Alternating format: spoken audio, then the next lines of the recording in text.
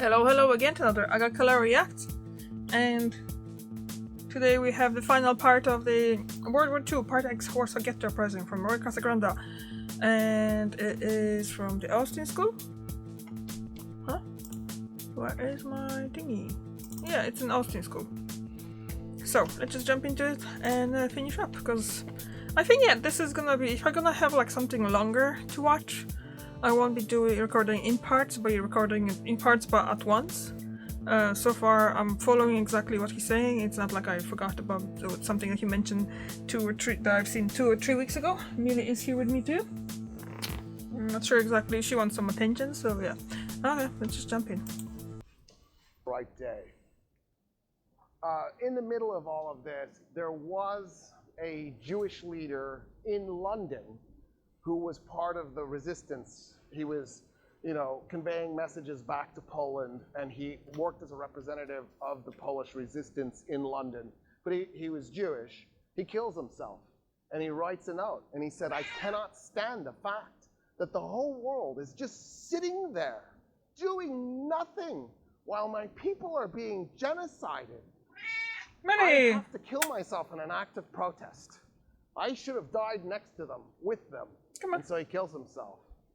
Ironically enough, for that 10 days, the first 10 days of fighting, April 19 to April 29, the Allied powers had gotten together to talk about what they wanted to do about Jewish suffering in Europe, while the Warsaw Ghetto Uprising is just literally burning to the ground.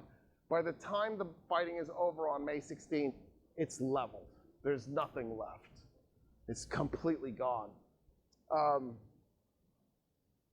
Pavel Edelman was one of the ZOB fighter commanders. He's the last of the commanders to survive. He took a group of ZOB out of Warsaw Ghetto through the tunnels like the ZZW had done earlier. And he lived in, I want to say, until 2009, 2010. He only passed away recently. And so a lot of what we know about the struggle that happened inside the ghetto came from his accounts, his heroic insider accounts of the brutality. And of course, in the end, right, the Allies do stop the Holocaust, but only coincidentally. So even though they had that little conference for that 10 days that the Warsaw Ghetto Uprising was happening, the Allies never actually actively intervened to stop the Holocaust. The Holocaust does end because Germany is defeated, not because the Allies did something about it. For example, if you look at aerial photographs from the time that were marked up at the time of Auschwitz, I've seen the aerial photograph of Auschwitz. It shows what everything is. Like the showers are labeled. The crematorium is labeled. The platform where the train stopped was labeled. It's all labeled. In other words, our intelligence operatives who were looking at that photograph labeled that photograph so that they could share it with each other to know what was at Auschwitz. In other words, we knew exactly what was happening, but we never once bombed it. We never once bombed a railroad track going to it. You go, well, if we bombed it, we could have killed them. Okay, what if we bombed the death camp and not the concentration camp? You go, but if we killed them, they're at the death camp. Exactly. They're going to die, yeah. Killed. If anything, we might save their lives, because as the bombs are dropping, the Nazis are going to be scrambling like rats, looking for cover. Maybe this gives them a chance to run, to cut through fences, to escape, blow up the train, derail the train on the way to the camp. You go, well, some of the Jews will die. Yes, but now they can get out of the boxcars and run into the woods and escape, and maybe the Polish resistance can pick them up. Yeah. The Polish resistance did amazing heroics during this time period. There were actually Polish resistance units that were actively looking for Jews to save their lives. There were Polish resistance units that were doing vengeance killing. They would find Nazis in a vulnerable position and just zap them. They were just trying to kill top-ranked Nazis. There was serious resistance on the ground. We didn't have the ability. We weren't anywhere near Poland. But we did have the air power that we could have made a difference, and we chose not to. We chose to just turn a blind eye and let this happen, which drives me nuts. I want to point that out because that's our habit. When there's a Holocaust on the planet, we just have this tendency to go, I don't want to look. I'm going to ignore it and just walk away. Like, just think of what happened in Rwanda or in Bosnia. And we need to stop. It's time for us to become involved as a species with each other's suffering and mitigate each other's suffering. I'm telling this story because I want to remind everybody of the heroics. I want to remind everybody of the suffering. And I don't want their story to be lost. Right? Mordecai needs to be remembered. That guy was cool. His end sucked. Who knows what he would have become if he could have done something different with his life instead of being stuck. Why? Because he happened to have a different religion? It's bizarre to think that nationalism goes this crazy and classifies people in such a way that you just want to kill. I'm part German. This is a point of shame for me. This is horrible. I'm not part Polish, but I am part German. So this is a point of shame for me. It doesn't mean I have to erase my Germanness. It just means I have to own it. I'm not going to let the shame move me. I'm going to let the glory of the story move me. And I'm going to keep their memory alive so that we can learn from it. We cannot keep doing the same mistake over and over and over and over and over. So it's really weird. We don't learn. Our species sucks. In any case, for the record, most of the Nazis involved in this story, I only mentioned two. I always feel weird about invoking their names because I almost feel like it brings them back to life a little bit. But like, I did mention Stroop and I did mention Saman Frankenegg. Most of the Nazis in this story actually do get it in the end. They're captured over the course of the war. They're tried. Some of them were tried decades later. Some of them were tried at the time. Stroop, I don't remember if it was Saman Frankenegg or Stroop. One of the two is executed. A bunch of them end up in prison for very long prison sentences. Many of them just die in prison. So if you're wondering, like, is there justice? I guess. It's really vengeance. It's not really justice. How do you make that right? Yes. Right, you know what I mean? Like, there's Good no point. way to really create a just outcome Yeah, for what happened. Yeah, like how? All you can really do at that point is vengeance. And I think, hand it to the world, there was a lot of vengeance post-World War II for the perpetrators of this. So if that makes you feel any better there, I guess that's my positive note. I told you it was going to end badly, because I just don't know how you make this not horrific and not horrible. Oh, I know. I told you a little bit about the Polish resistance. Here, I'll give you a piece. So there was resistance in other countries too. Bulgaria, for example, and Denmark did really crazy let's save Jews resistance. I like what Bulgaria and Denmark both did. So that's it. I'll leave this on a positive note. Bulgaria was a co-belligerent of Nazi Germany. So in other words, Nazi Germany went, will you be our ally? And Bulgaria was like, I guess. And Nazi Germany said, what do you want? And they go, well, we have a border dispute with Romania and Greece and Yugoslavia. If you solve it in our favor, we'll be your ally. So Germany went, okay. And so Bulgaria got a little bit bigger in World War II and then got shrunk back to its pre-war borders after the war because that was wrong. Bad Bulgaria. Bad. But then at one point, the Nazis go, okay, we want your Jews. And Bulgaria goes, Jews? Really? And the Nazis go, yeah, hand your Jews over. No, we don't have any Jews. There are no Jews here. I was like, I'll have to let her out.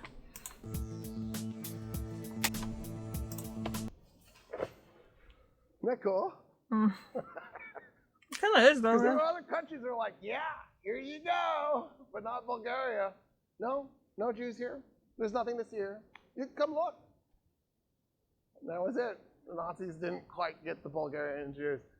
In Denmark, the Nazis went, all right, the Jews need to start wearing the armband. The Danes went, oh yeah, of course, we get it. That's your law. We're willing to comply. The next day, the entire country had a Star of David armband on. And the Nazis went, Wow. all right, you can keep It's a way to go about it, yeah. jerks. What are you going to do, kill the whole country? I mean, maybe later, yeah. but not at that moment.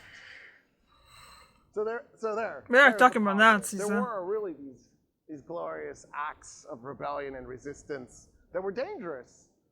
There was the top Muslim cleric in Paris. I'll give you one more example. When Jewish families would come to the mosque, he would just issue them paperwork making them Muslim. He just gave them Muslim ID cards. Mm-hmm. And at one point, the Nazis figured out what he was doing, and they came to him and they said, you keep that up, you're going to end up in a concentration camp. He goes, I am so sorry, you caught me. I swear I'll never do it again. As soon as the Nazis left. Here you go. You're Muslim. And saved a bunch of lives doing that. So there's the positive. Yeah, that way I don't have to feel bad the rest of the evening. There's even more, but now I'm thinking about it. Raoul Wallenberg. You can even attach names to some of the folks. Wallenberg may have saved hundreds of thousands of people like that. He wasn't just operating on the small scale. He was this rogue Swede who was just basically running around trying to save Jewish lives. Don't worry, he disappeared after World War II. The Soviets captured him and disappeared him. So he was thoroughly punished for his good deed. There were rumors for decades that he was alive in a gulag somewhere in Siberia, but we'll probably never really know. His mistake, trying to save that last group of people before the Soviet army came, thinking, I guess, the Soviets won't be mean to him. Why were they mean to him? It seems so random and arbitrary. Like, what do they care? Enemy of an enemy is a friend. He clearly didn't like the Nazis, so why would you be mad at him? Enemy of an enemy is a friend is an awful saying. Stop believing that. It's wrong. But I mean, like, it's not a horrible default setting.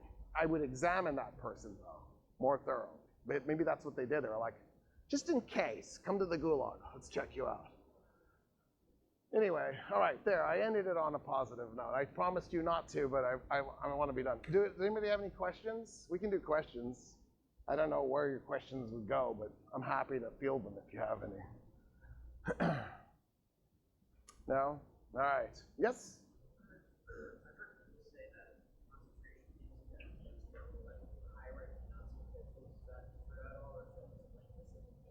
That the concentration camps and the death camps were... Oh, you mean like the German public didn't know? And the Polish public didn't know? Oh, and the low-level Nazis didn't know? Okay, yeah. So that's... the answer is, yeah, they did. They totally knew. The German public totally knew. Low-level Nazis totally knew. There was cognitive dissonance operative. So you live in a town. You live in Dachau, let's say. There's a concentration camp there. You can see it. You see the trucks coming. You see the trucks leaving. You know something is going on. And your cousin works there.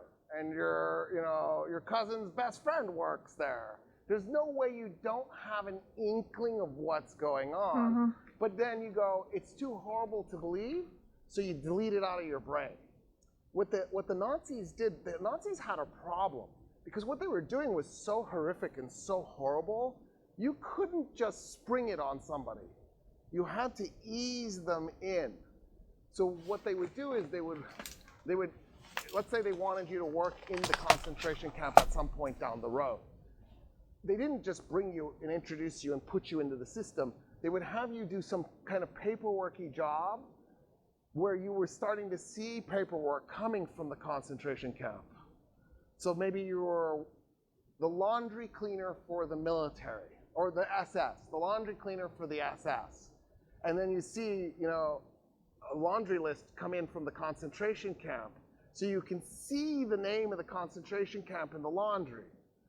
And then, the next job you have would get you a little closer and a little closer, and they would slowly ease you into, so by the time you're walking through the front gates of the concentration camp, you would sort of gotten used to the idea that, yes, this is something that's being done. Another thing the Nazis were very careful with is they would weed out sadists.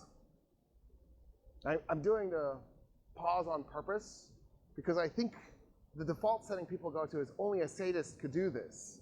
The Nazis didn't want sadists doing this because a sadist would do it because they liked it, which meant the sadist would be doing it on the side.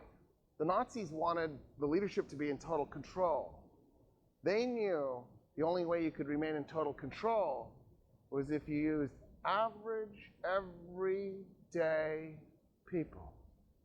So Hannah Arendt actually talks about this. She coins the phrase, the banality of evil. And what she noticed was, as she did her research, so she was a Jewish scholar, a Jewish German scholar in Germany when Hitler takes power, and she actually has to leave the country to save her life, right? She ends up in New York. All her works are written in English. She just immediately works her way into the US university system and just dumps her Germanness in a way.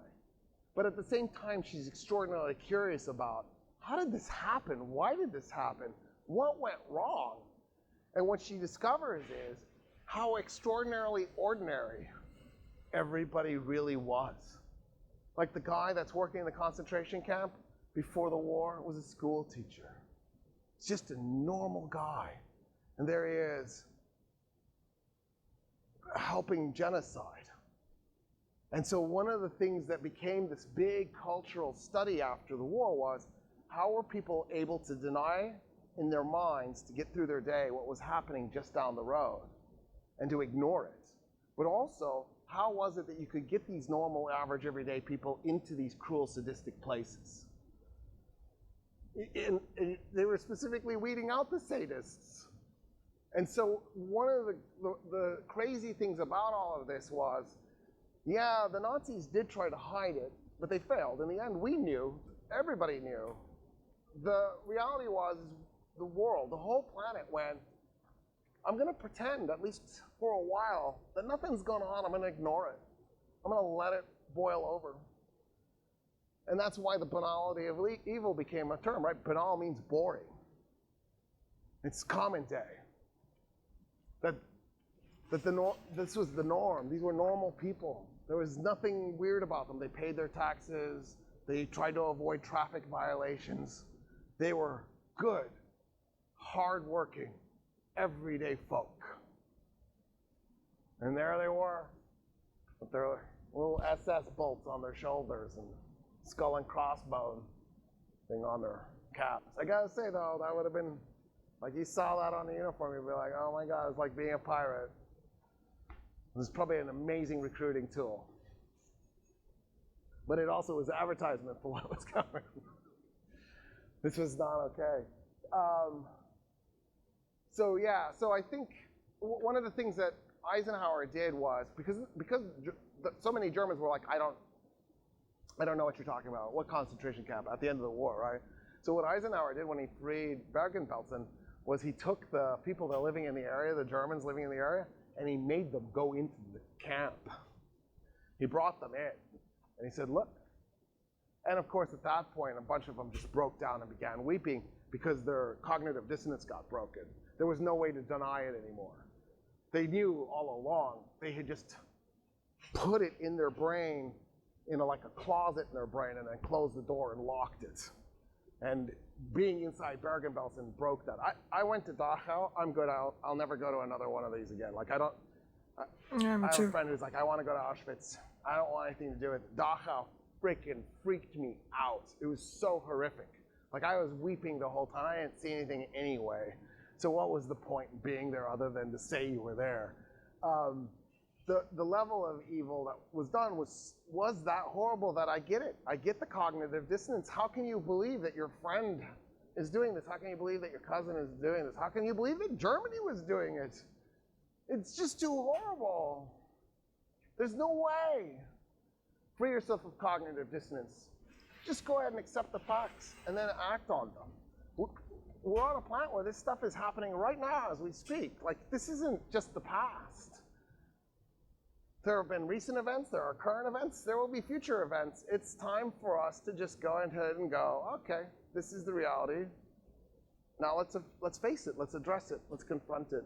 By the way, it's not just cruelty in the Holocaust or genocidal level. There's the cruelty of ignoring global warming, for that matter, or the cruelty of ignoring a rising debt that spiraled out of control. There are lots of ways in which we're cruel to each other. But this is the really brutal stuff. I don't know if I adequately answered your question, but yeah, I think there was widespread knowledge. Anyway, any other questions? All right, take care. Okay, that was really good. And like I said in the previous parts, that I did learn new things about it as well. So, or just I'm saying I learned because I have no recollection of hearing about the ZZW or GZW. I just don't know how that happened, but it did. So, and a lot of things, obviously, information that was leading to all that nationalism in Germany, all those hundreds of years of that, and the pogroms of Jews, and the way how racism started in Europe, obviously, where else.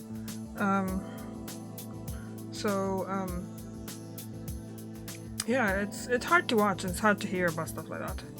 And it's never gonna be easy. And the last thing that the guy asked about too, is it true that the regular people didn't know about it? I really think that that's what he explained, that cognitive dissonance. It's just basically, it was hard to believe that something like that could be real. I think those people really, I've seen the videos of those people that they were taken to the neighboring concentration or death camp. Neighboring. And they were shocked and in tears and all that. And yeah, when I was younger I couldn't understand how could you not know, but I think with time, with the slow, higher and bigger steps, you're starting from small thing and you're just getting kind of like immune to it. Like what he said, that basically they were giving them like a small job and then go and just getting them used to that. Anyway, another great talk from Roy Casagranda. For some reason I want to call him John. And yeah, so now that's the last part of this one. I'm not sure what I'm gonna be doing next. And hopefully, yeah, I'll see you tomorrow. Bye.